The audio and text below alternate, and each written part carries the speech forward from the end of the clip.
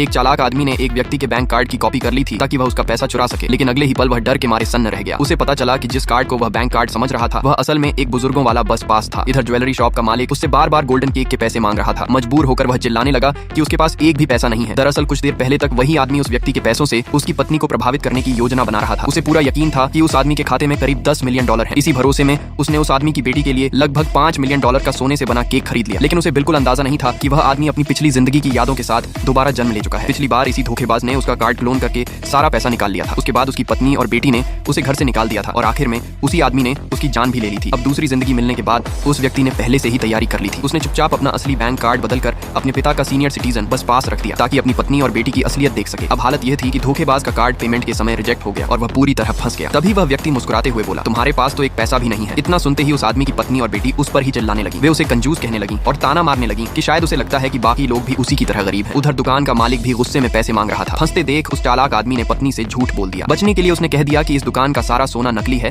ताकि वह खरीदारी से पीछे हट जाए। लेकिन उसकी बात सुनकर पत्नी उल्टा खुश हो गई क्योंकि वह पहले ही उस सारी ज्वेलरी का ऑर्डर दे चुकी थी। उसने सोचा कि अगर सोना सच में नकली निकला तो वे दुकान वाले से 10 गुना मुआवजा ले सकते हैं। ये सुनते ही ज्वेलरी शॉप का मालिक गुस्से से तमतमा उठा। वह जोर से बोला, अगर यहाँ का एक भी सोना नकली निकला तो मैं ये पूरी दुकान तुम्हें दे दूंगा, लेकिन अगर सब असली हुआ तो तुम सबको 10 साल की जेल हो सकती है। ये धमकी सुनते ही वह धोखेबाज आदमी डर से कांपने लगा।